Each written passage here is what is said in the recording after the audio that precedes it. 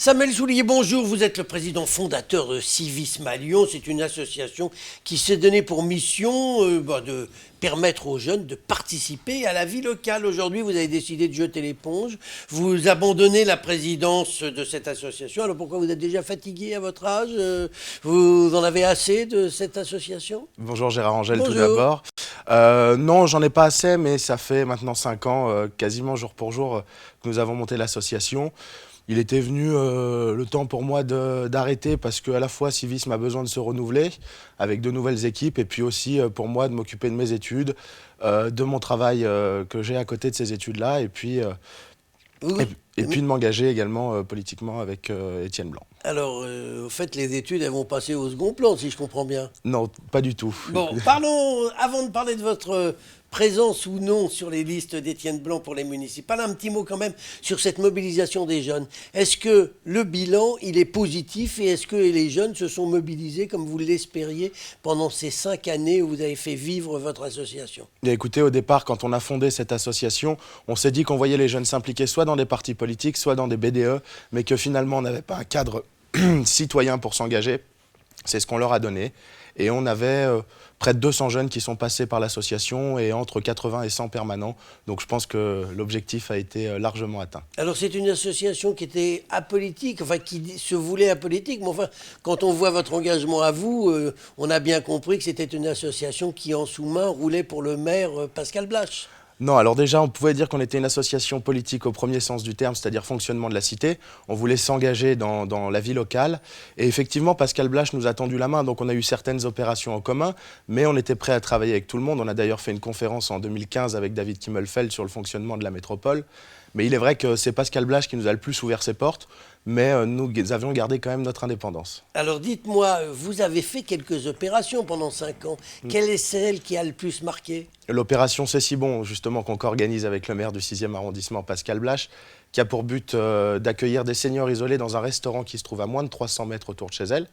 L'année dernière, on en a accueilli près de 500 dans 32 restaurants. Et là, ils ne payent rien puisque c'est les restaurateurs qui offrent ce jour-là le déjeuner ou le dîner. Coût zéro pour l'association, coût zéro pour la collectivité et coût zéro pour nos invités. Et dites-moi, combien de personnes ont pu en participer à ce genre de choses? Depuis 4 ans, c'est 1100 seniors. 1100 seniors qui ont participé. Donc là, vous abandonnez la présidence et tout ça va tomber à l'eau? Non, c'est Alexandre Grimaldi, qui était le trésorier actuel de l'association, qui va reprendre. Et je l'accompagnerai notamment dans la transition et puis également pour mener à bien la 5e édition de cette opération. Et on a d'ailleurs, dans d'autres régions de France, je ne pourrais pas dire laquelle. Pourquoi? Parce que vous aurez la surprise bientôt. Je vous en garderai l'exclusivité. Dites-moi, Samuel Soulier, vous avez parlé tout à l'heure de votre engagement en politique sur les listes d'Étienne Blanc, avec dans le 6e arrondissement, j'imagine, puisque c'est là que vous habitez, avec Pascal Blache. Vous espérez être élu? Je ne sais pas si je serai sur les listes. Pour l'instant, il n'y a pas de discussion à ce sujet-là, mais... Ah bah vous faites tout pour y être quand même. Non, mais après, moi, j'ai décidé de m'engager. Pourquoi vous dites non? J'ai décidé de m'engager parce que le projet me plaît. On a finalement un homme qui mène une action et des propositions pour les Lyonnais. Aujourd'hui, c'est le seul. Et il a une vision qui me correspond plutôt bien. Donc, pour l'instant, je le suis et on verra ce que ça donnera.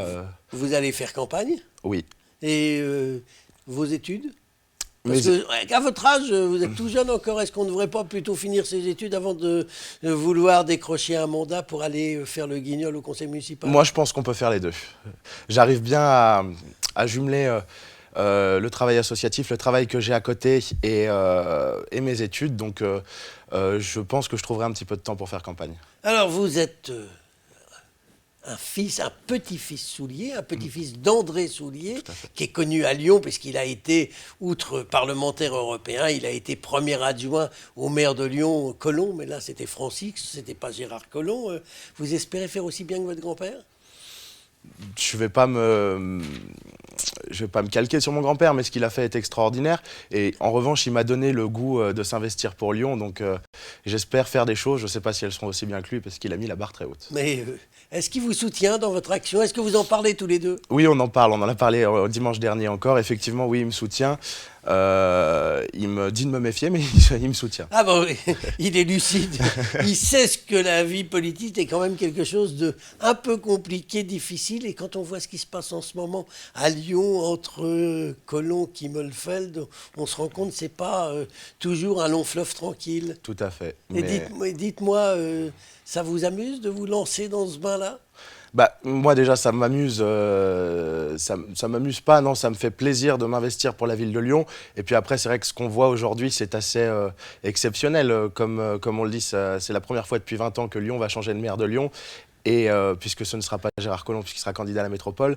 Et donc on sent une atmosphère particulière pour ces élections. Et vous, quel est le sujet que vous voudriez défendre au cours de ces élections?